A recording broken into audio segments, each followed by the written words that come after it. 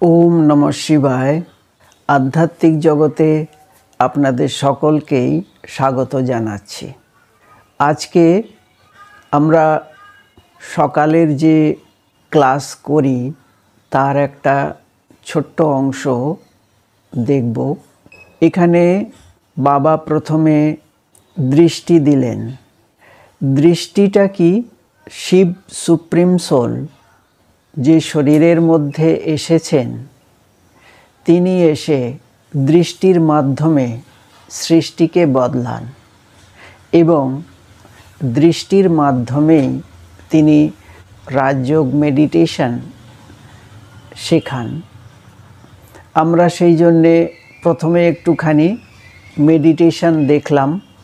এখন উনি যে বাণীটা শোনাচ্ছেন তাকে বলা হয় অব্যক্ত বাণী। অব্যক্ত বাণী জিনিসটা কি? আমরা জানি ব্যক্ত মানে সাকার, যার শরীর আছে, আর অব্যক্ত মানে যিনি শরীর ত্যাগ করেছেন।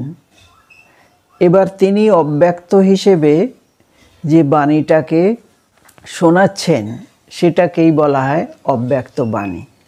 কোনো ব্যক্তি শরীর ত্যাগ করবার পরে বাণী কিভাবে চালাবেন?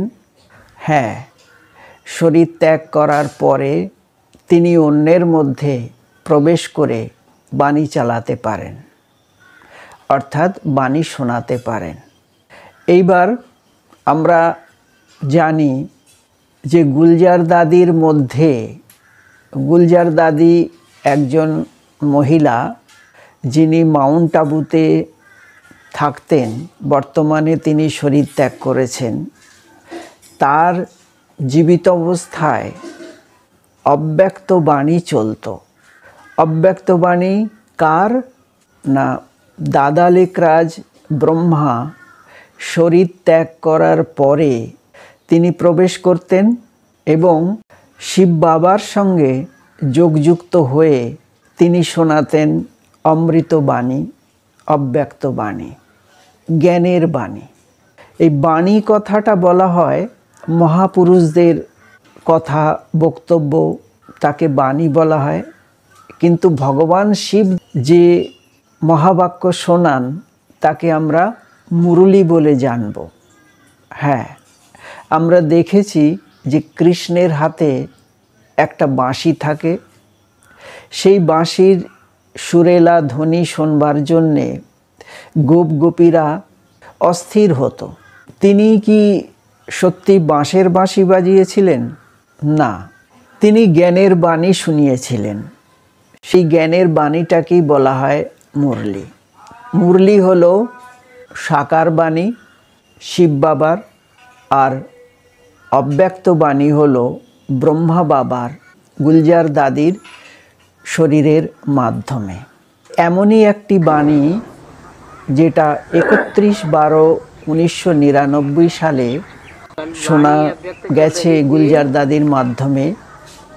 সেই বাণীটার শিব বাবা ব্যাখ্যা দিচ্ছেন। সেই বাণীটার 4th পৃষ্ঠাতে উনি জুরিস্ট গ্রুপদের সঙ্গে কথোপকথনে বলছেন যে আজকে কারা সামনে বসে আছে? সেই জুরিস্ট গ্রুপ, অর্থাৎ যারা আইন বিশেষজ্ঞ, তাদের একটা গ্রুপের সঙ্গে বাপ দাদা মিলিত হচ্ছেন। এই বাপ দাদা শব্দটা আমরা মাঝে মাঝেই শুনব। বাপ দাদা শব্দটা এসেছে কিভাবে? না, বাপ হলেন সুপ্রিম সোল শিব, দাদা হলেন, দাদা শব্দটাকে আমরা কখনো কখনো দেখব যে দাদা মানে হচ্ছে বাংলায় বড় ভাই এবং হিন্দিতে দাদা মানে দাদু। এখানে আমরা বাপ দাদা যখন বলবো তখন আমরা শিব বাবা এবং দাদা লেকরাজ, দাদা লেকরাজ যাকে ব্রহ্মা বলা হয়, ব্রহ্মা কুমারী ঈশ্বরীয় বিশ্ববিদ্যালয়ের প্রতিষ্ঠাতা, তিনি আর শিব বাবা যোগযুক্ত হয়ে যখন কম্বাইন্ড অবস্থাতে, সংযুক্ত অবস্থাতে থাকেন, যোগযুক্ত অবস্থাতে থাকেন, তখন বাপ দাদা বলা হবে। তো সেই বাপ দাদা জুরিস্ট গ্রুপ তাদের সঙ্গে মিলিত হয়ে বলছেন, बोला आज कौन सा ग्रुप बैठा हुआ है?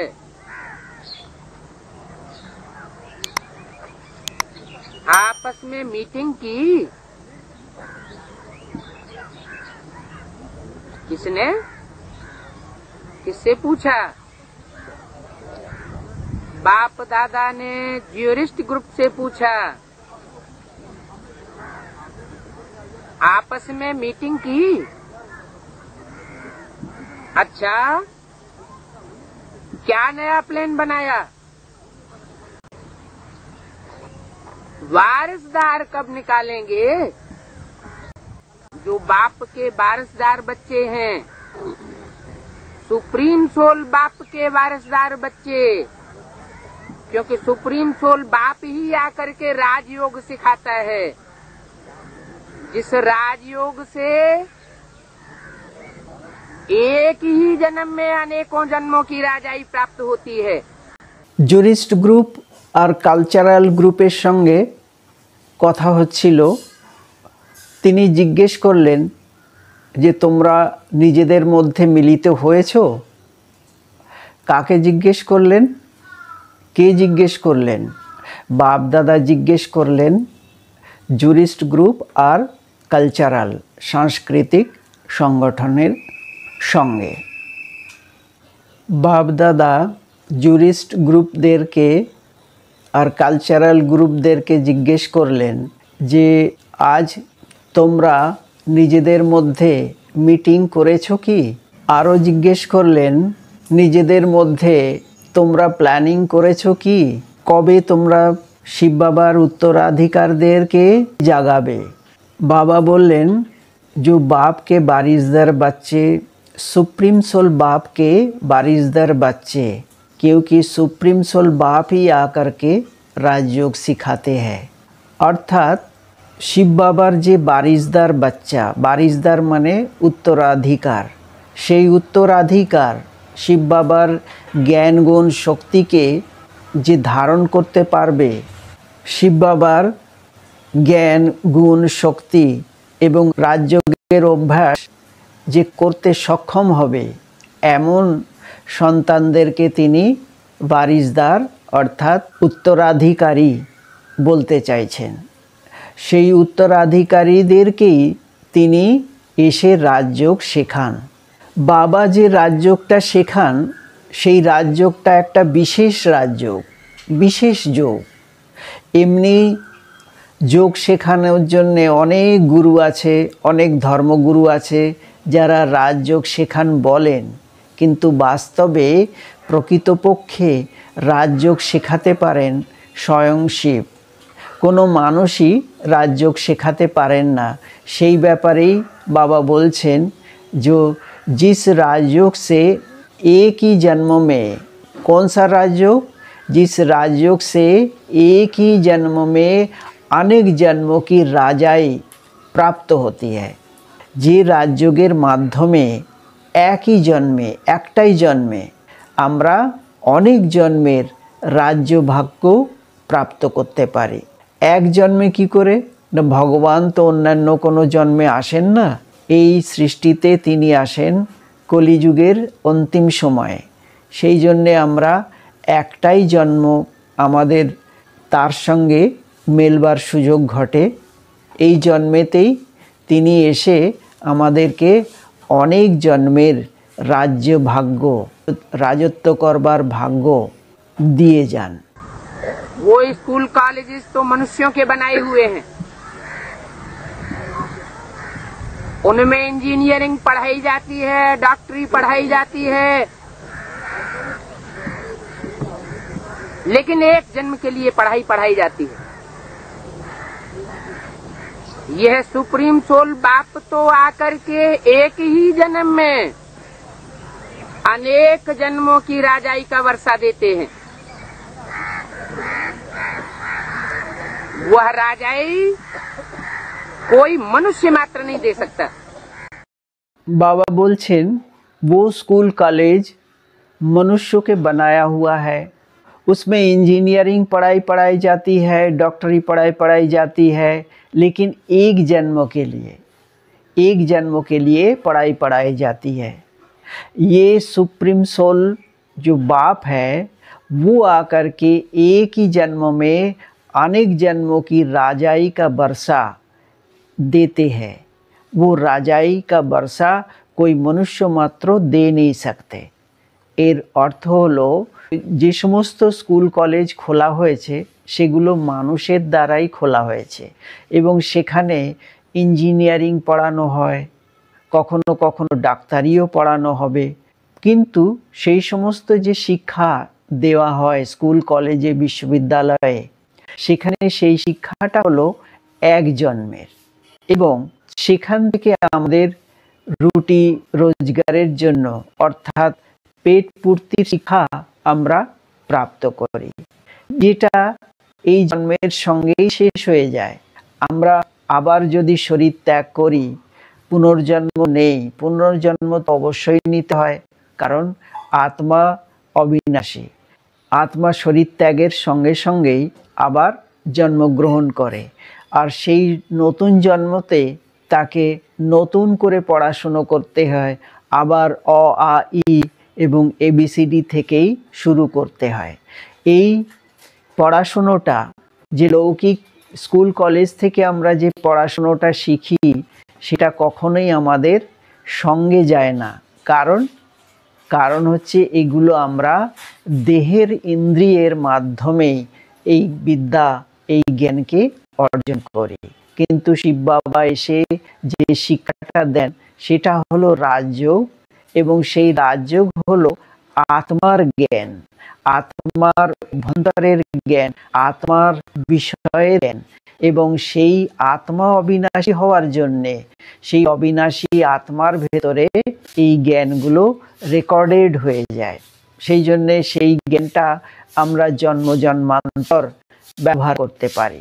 তো সেই জন্যে বাবা বলছেন যে স্কুল কলেজের শিক্ষাটা হলো এক জন্মের প্রাপ্তি, কিন্তু স্বয়ং পরমপিতা শিব এসে যে প্রাপ্তি করান, তিনি রাজা হওয়ার আশীর্বাদ প্রদান করেন, সেটা আমাদের জন্ম জন্মান্তরের এবং কোনো সাধারণ মানুষ এই পড়াশোনাটা এই রাজযোগের পড়াশুনোটা শেখাতে পারেন না। दुनिया में इतने बड़े बड़े राजाएं हुए, छोटे राजाएं हुए, उन राजाओं को वो कंट्रोलिंग पावर किसने दी, कब दी? ये गीता का भगवान परमपिता परमात्मा शिव निराकार ही आकर के इस सृष्टि पर राजयोग सिखाता है, जिस राजयोग से अनेक जन्मों की राजाई प्राप्त होती है। डॉक्टर नहीं बनाता है, इंजीनियर नहीं बनाता है, ये तो अल्पकाल की प्राप्तियां हैं, जिस्मानी प्राप्तियां हैं। सुप्रीम सोल बाप तो आकर के रूह को वर्षा देता है, रूहानी वारसदार बनाता है, रूहानी वर्षा है आत्मा की शक्ति। सर्वशक्तिवान बाप आकर के आत्माओं में इतनी शक्ति भरता है कि एक ही जन्म में अनेकों जन्मों की राजाई की शूटिंग रिहर्सल इस पुरुषोत्तम संगम युग में आकर करता है। যে দুনিয়াতে আমরা ইতিহাসে আমরা দেখতে পাই যে অনেক রাজা হয়েছেন, বড় বড় রাজা, ছোট ছোট রাজা হয়েছেন দেশে এবং বিদেশে। এই সমস্ত রাজাদেরকে কে বানিয়েছেন, কখন বানিয়েছেন? এই যে কন্ট্রোলিং পাওয়ার, রুলিং পাওয়ার, প্রজাদেরকে ওপর শাসন করবার যে বিদ্যা, যে শক্তি, সেই শক্তিটা তারা কখন অর্জন করেছেন? দুনিয়াতে রাজা হওয়ার জন্যে রাজত্ব করবার পড়াশুনোর জন্যে কোনো বিদ্যালয় স্কুল তো কখনোই খোলা হয়নি। হ্যাঁ, গুরুকুলে যেগুলো পড়ানো হয়েছে তাদের রাজার ছেলেদের ভেতরে যে কোয়ালিটি ছিল সেই কোয়ালিটিগুলোকে ডেভেলপ করা হয়েছে, কিন্তু আসল শক্তি তার আত্মার ভেতরেই পূর্ব থেকেই ভরা ছিল। সেই যে শক্তিটা কে ভরেছিলেন, কখন ভরা হয়েছে, বাবা বলে দিলেন যে এই রাজযোগের শিক্ষাটা বা রাজত্ব করবার বিদ্যা বা কলা কখন কে শিখিয়েছেন না গীতার ভগবান পরমপিতা পরমাত্মা শিব স্বয়ং নিজে এসে তিনি রাজযোগ শেখান এবং রাজযোগের মাধ্যমে আত্মার ভেতরে রাজত্ব করবার কোয়ালিটি তিনি ভরে दें। बाबा बोलें शिव बाबा आकर के डॉक्टर नहीं बनाते हैं, इंजीनियर नहीं बनाते हैं, वो तो अल्पकाल की प्राप्तियां है, जिस्मानी प्राप्तियां है। सुप्रीम सोल शिव बाप आकर के रूहों को बरसा देते हैं, रूहानी वारिसदार बनाता है। अर्थात कि उनी ডাক্তার ইঞ্জিনিয়ার কিছুই বানান না, এগুলো হচ্ছে অল্পকালের প্রাপ্তি। অল্পকালের প্রাপ্তি মানে একটা জন্মের প্রাপ্তি এবং জিসমানি প্রাপ্তি অর্থাৎ শরীর দ্বারা প্রাপ্ত ভৌতিক জগতের প্রাপ্তি। সুপ্রিম সোল শিব যে সমস্ত আত্মার পিতা, তিনি এসে কি করেন না রুহানি বারিসদার। রুহানি বারিসদার মানে আত্মিক उत्तराधिकारी आत्मिक उत्तराधिकारी বানান। বাবা বলছেন কি না রুহানি উত্তরাধিকার, রুহানি অর্থাৎ আধ্যাত্মিক उत्तराधिकारी এসে বানালেন। रूहानी वर्षा है आत्मा की शक्ति। रूहानी वर्षा, वर्षा माने एखाने धन सम्पत्ति, মানে ভগবানের থেকে আমরা যে জিনিসগুলো প্রাপ্ত করতে পারি সেটা হচ্ছে জ্ঞান ধন, আত্মার শক্তি, দৈবী গুণ, এই সমস্তগুলো হচ্ছে रूहानी वर्षा, आत्मा की शक्ति। और सर्वोपरि सर्वशक्तिमान बाप आकर के आत्माओं में इतनी शक्ति भरते हैं जो एक ही जन्मों में अनेक जन्मों की राजाई की शूटिंग रिहर्सल इस पुरुषोत्तम संगम युग में आकर के करता है। बाबा की बोलें ना आध्यात्मिक धन सम्पत्ति होच्छे आत्मार शक्ति। सर्वशक्तिमान शिव बाबा एसे তিনি এমন শক্তি ভরে দেন আত্মার ভেতরে যে একই জন্মে আমরা অনেক জন্মের রাজত্ব করবার যে পাওয়ার, যে শক্তি আমাদের নিজেদের আত্মার ভেতরে আমরা ভরে নেই, সেটারই তিনি রিহার্সাল বা শুটিং এই সময় করান। রিহার্সাল করান অর্থাৎ আমাদের আত্মার ভিতরে শক্তি ভরবার অনুশীলন করান। উনি বললেন পুরুষোত্তম সঙ্গম যুগ। পুরুষোত্তম সঙ্গম যুগ কি আমরা আগেই জেনেছি। সঙ্গম যুগ হলো কলিযুগের অন্তিম সময় এবং সত্যযুগের শুরুর সন্ধিকাল। পুরুষোত্তম সঙ্গম যুগ মানে যেখানে উত্তম উত্তম পুরুষেরা, পুরুষ মানে আত্মা, প্রত্যক্ষ হয় অর্থাৎ আত্মপ্রকাশ করেন। শ্রেষ্ঠ শ্রেষ্ঠ আত্মারা, শ্রেষ্ঠ শ্রেষ্ঠ পাঠধারী যারা অভিনেতা অভিনেত্রী এই রঙ্গমঞ্চের, তারা যে সময় সারা দুনিয়ায় তারা আত্মপ্রকাশ যখন করেন তখন সেই সময়টাকেই পুরুষোত্তম সঙ্গম যুগ বলা হয়। অর্থাৎ সঙ্গম যুগের যে অংশে উত্তম উত্তম পুরুষেরা সারা দুনিয়ায় পরিচিতি পান সেই সময়কেই আমরা বলবো পুরুষোত্তম সঙ্গম যুগ। আর সেই পুরুষোত্তম সঙ্গম যুগের ভগবানের আগমন হয় পুরুষোত্তম সঙ্গম যুগে এবং তখনই এই শুটিং বা রিহার্সাল পুনরায় আত্মার মধ্যে চলতে থাকে, অনুশীলন ক্রিয়া চলতে থাকে। एक तरफ दुनिया में एटॉमिक एनर्जी का निर्माण होता है, जिसके द्वारा हर हर बम बम का प्रैक्टिकल नारा गूंजता है, और दूसरी ओर गीता का भगवान परमपिता परमात्मा इस सृष्टि पर आकर के पांडवों के द्वारा, गुप्त पांडवों के द्वारा गुप्त स्थापना का कार्य चलाता है। वो स्थापना का कार्य भी योग बल से संपन्न होता है। ये कोई जिस्म का योग नहीं है, ये रूह का योग है। रूह माना आत्मा, आत्मा अर्थात मन बुद्धि की पावर। जिस मन बुद्धि के पावर के लिए गीता में महावाक्य है कि मनुष्य जब शरीर छोड़े तो भ्रुवोर मध्य प्राणमावेश्य सम्यक, भ्रकुटी के मध्य में प्राण रूप जो आत्मा है उसका ध्यान करे।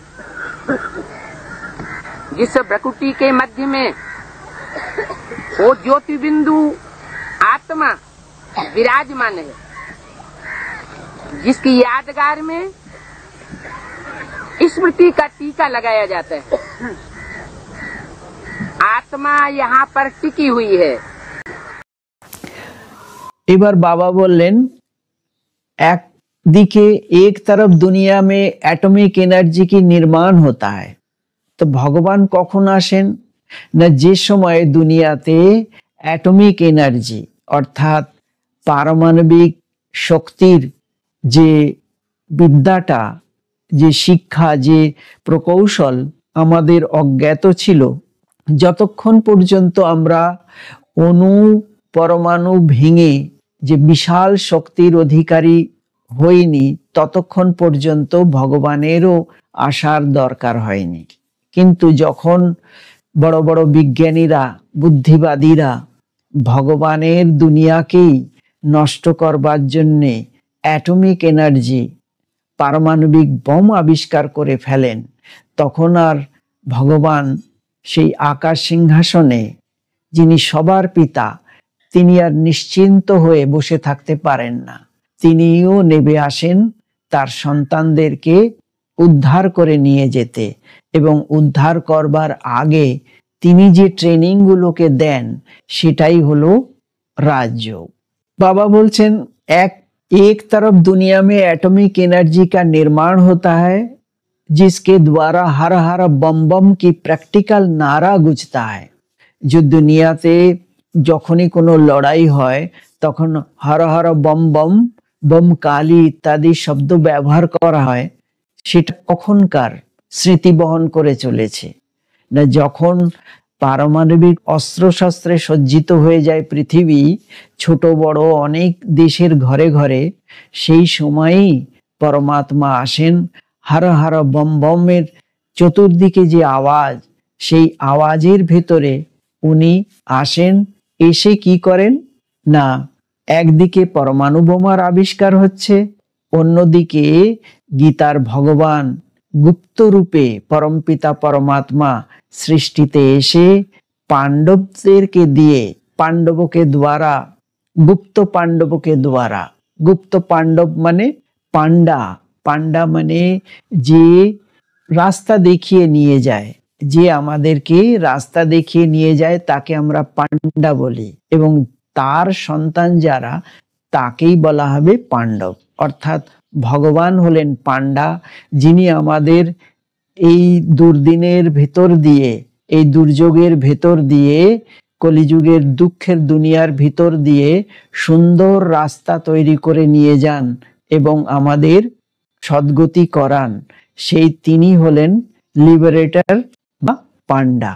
সেই পান্ডার যারা পুত্র তাদেরকে বলা হয় পাণ্ডব। ভগবানের সন্তান প্রথম দিকে অনেকেই হন না, ভগবানের জ্ঞানকে অনেকেই শুনতে চান না, বুঝতে চান না। যারা শোনেন, বোঝেন, তাদেরকেই পাণ্ডব বলা হয়। এবং সেই পাণ্ডব দেখানো হয়েছে 5 অর্থাৎ হাতে গোনার যোগ্য অল্প সংখ্যক সেই পাণ্ডবেরা দুনিয়ার ভেতরে গুপ্ত বেশে ঘুরছিল, মহাভারতে দেখানো হয়েছে। তা সেই গুপ্ত রূপে তাদেরকেই তিনি রাজযোগের শিক্ষা দেন। তো বাবা এসে কি বললেন, এখানে কি বলছেন, गुप्त पांडव के द्वारा ही स्थापना का कार्य कराते हैं, वो स्थापना का कार्य युग से संपन्न होता है। মানে উনি এসে গুপ্ত পাণ্ডবদের দিয়ে যে প্রতিষ্ঠা করছেন যে বিষয়টা, সেটা হচ্ছে নতুন দুনিয়ার প্রতিষ্ঠা স্থাপনা। সেই নতুন দুনিয়ার স্থাপনাটা যোগ বলের দ্বারাই হয়। আমরা ভৌতিক জগতে যে সমস্ত কনস্ট্রাকশন করি, বাড়ি ঘরদোর, রাস্তাঘাট, ব্রিজ ইত্যাদি, এতে দুনিয়া একটা পলিউশনের মধ্যে পড়ে যায়, একটা জঙ্গল তৈরি হয়ে যায়। যে প্রাকৃতিক সৌন্দর্য সমস্ত কিছুকে আমরা নষ্ট করে ফেলি।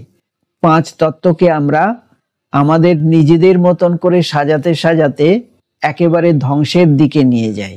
তো ভগবান এসে যিনি নতুন দুনিয়া স্থাপন করেন, ভগবান তিনি কিন্তু কোনো শারীরিক শক্তি বাহুবলের দ্বারা কোনো বাড়ি ঘরদোর কনস্ট্রাকশন করেন না।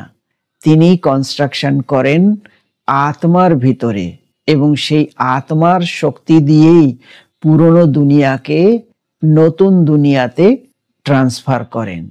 সেই জন্যে স্থাপনার কার্য অতি সূক্ষ্ম এবং গুপ্ত। সেই গুপ্ত কার্য করবার জন্যেই শিবের আর এক নাম গুপ্তেশ্বর। বাবা বললেন যে এই যে স্থাপনার কার্য, এটা কোনো जिस्म का योग नहीं है, ये रूहानी योग है। रूहानी योग माने आत्मार आध्यात्मिक क्रियाकलाप। এটা কোনো ভৌতিক ক্রিয়াকলাপ নয়, কোনো ভৌতিক এর সঙ্গে সম্বন্ধ নেই, কোনো যোগাযোগ নেই। রূহ মানে হচ্ছে আত্মা। আত্মা অর্থাৎ মন বুদ্ধি কি পাওয়ার। আত্মা হলো মন বুদ্ধির শক্তি। উপনিষদে বলা হয়েছে মনরেব आत्मा, মনকেই आत्मा বলা হয়েছে। मन बुद्धि की पावर के लिए ही गीता में महावाक्य आया है।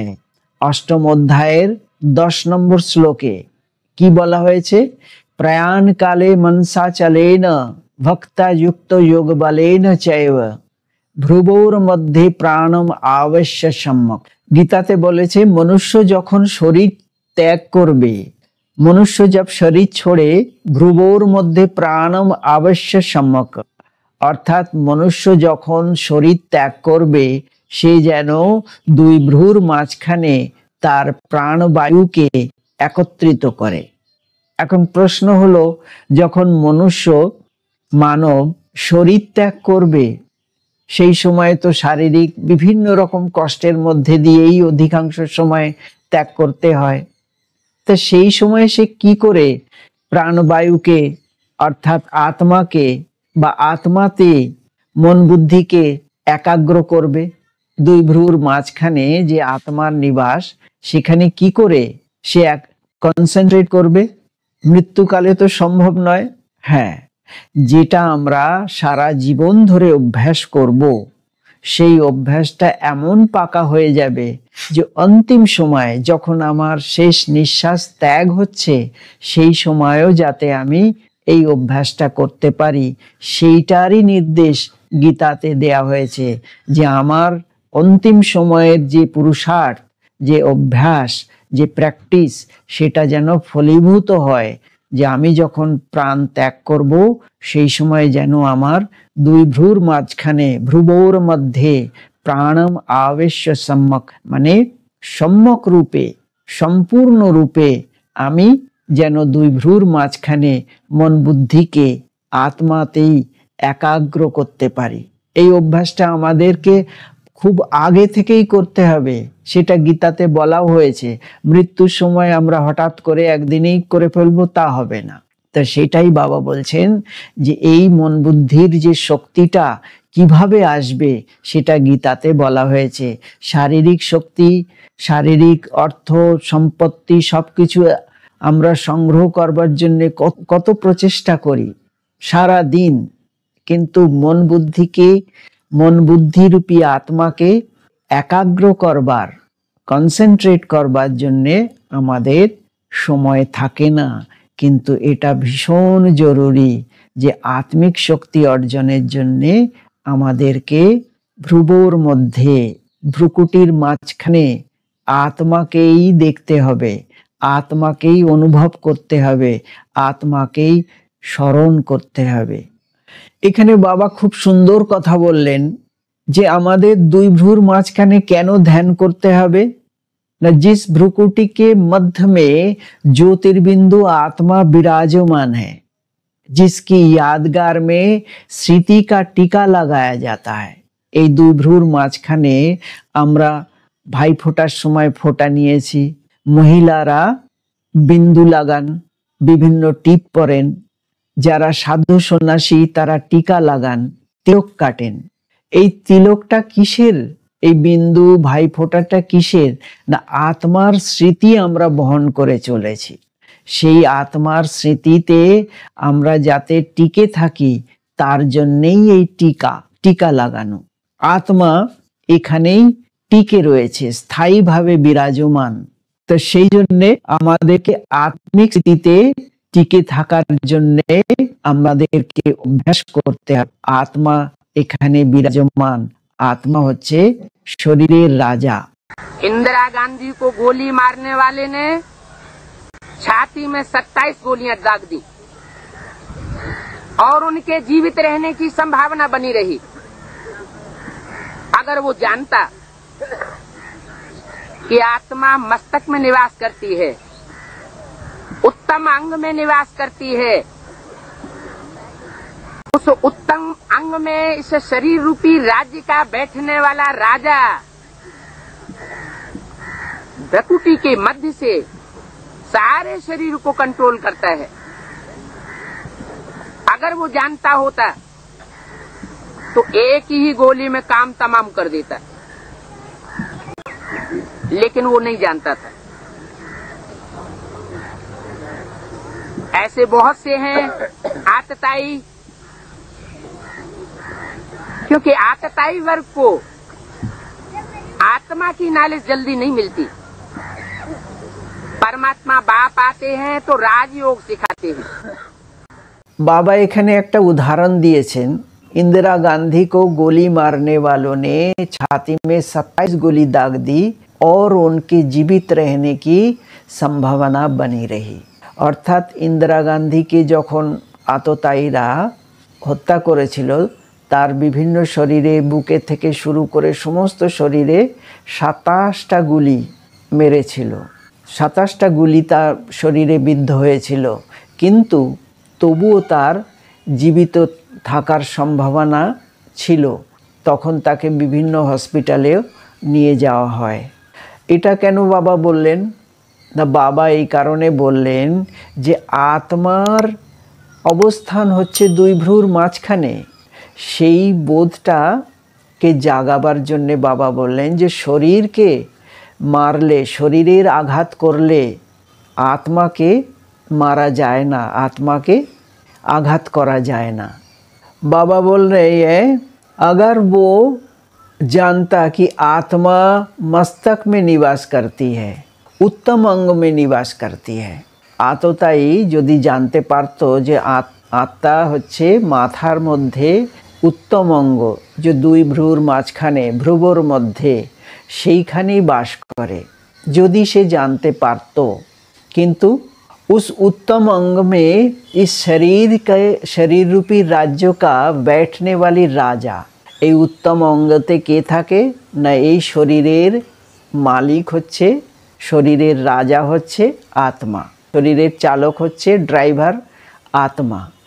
সেই আত্মা আর শরীরটা হচ্ছে তার খোলস। তা খোলসের ওপর আঘাত করলে সঙ্গে সঙ্গে কিন্তু রাজাকে ডিস্টার্ব করা যায় না। রাজা দুই ভ্রুর মাঝখানে উত্তম অঙ্গেতে বসে আছে।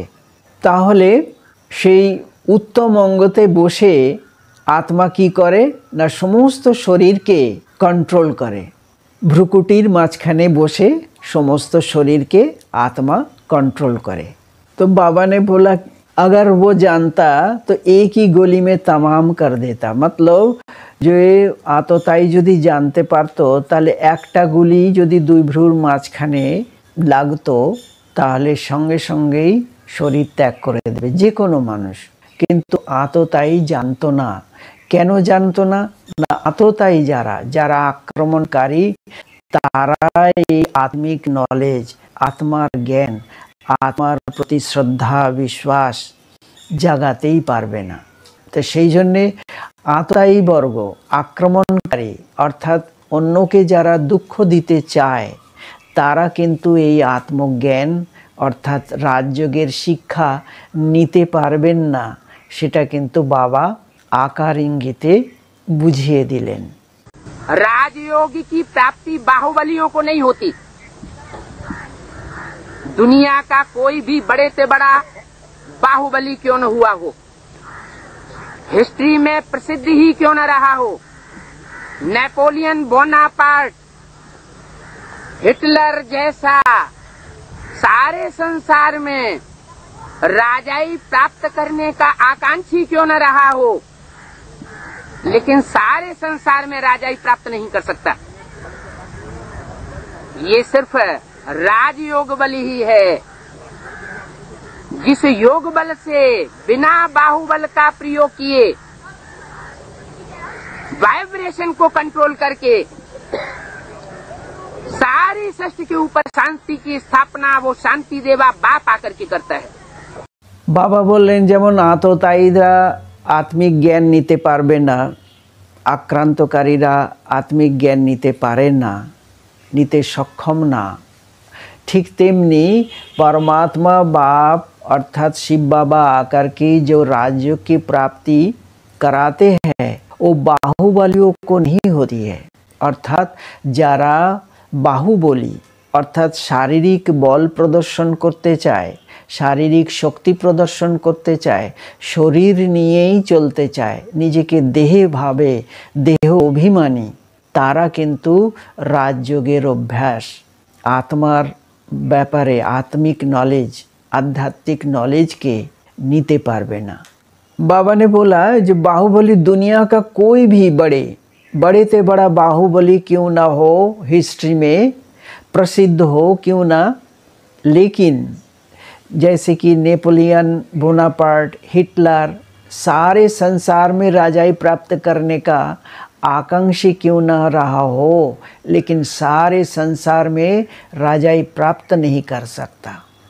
मतलब तार माने हलो जे जारा बाहुबली इतिहासे आमरा देखेছি नेपोलियन हिटलर एरा प्रचंड शक्तिशाली छिलो, शारीरिक शक्तिते सेना विभिन्न रकमेर भौतिक शक्ति अस्त्र शस्त्र विभिन्न रकमेर शक्ति निये तारा विश्व विजयेर आकांक्षा राखतो, सारा विश्व के विजय करे नेबे। किन्तु विश्व विजय बाहुबलेर द्वारा सम्भवई ना। ए सृष्टि नाटकेर भेतरे सेरकम कोनो सम्भावनाई राखेननि भगवान। एकमात्र योग बलेर द्वारा सारा विश्वेर उपरे कंट्रोल करा सम्भव। बाबा बोलेन এই যে সারা বিশ্বের উপরে অধিকার স্থাপন করা সেটা केवलमात्र राजयोगेर द्वाराई संभव। ये सिर्फ राजयोग की बल है जिस बल से बिना बाहुबल का प्रयोग किए वाइब्रेशन को कंट्रोल करके सारे विश्व के ऊपर शांति की स्थापना वो शांति देवा बाप आकर के करता है। एर अर्थ हलो जे केवलमात्र राजयोगेर बलेर द्वाराई जे राजयोगेर बल सेखाने कोनो बाहुबलेर प्रयोग करबार दरकार नेই, कोनो अस्त्र शस्त्र मार दांगा खून खराबी करबार कोनो किछुर दरकार नेই। शुधुमात्र वाइब्रेशन को कंट्रोल करे, वाइब्रेशन माने आत्मार भीतर दिए आत्मा थेके जे तरंग निर्गत हय স্নেহ, প্রেম, ভালোবাসা, শোক, দুঃখ, তা যদি আমাদের আত্মার থেকে সবসময়ের জন্যে নিরন্তর পজিটিভ ভাইব্রেশন নির্গত হয়, স্নেহ প্রেমের ডোরে অপরকে বেঁধে ফেলবার, স্নেহের বন্ধনে বাঁধবার ভাইব্রেশন নির্গত হয়, তাহলে সেই শান্তির ভাইব্রেশন, সুখের ভাইব্রেশন, স্নেহ প্রেমের ভাইব্রেশনে সবাই আবদ্ধ হয়। এই বিদ্যাটাই, এই কলা নিয়েই ভগবান পৃথিবীতে আসেন এবং তিনি এসে শান্তি দেবা তার নাম, অশান্ত দুনিয়ায় শান্তি প্রতিষ্ঠা করতেই আসেন। আজ এই পর্যন্ত। ওম শান্তি। ওম নমঃ শিবায়।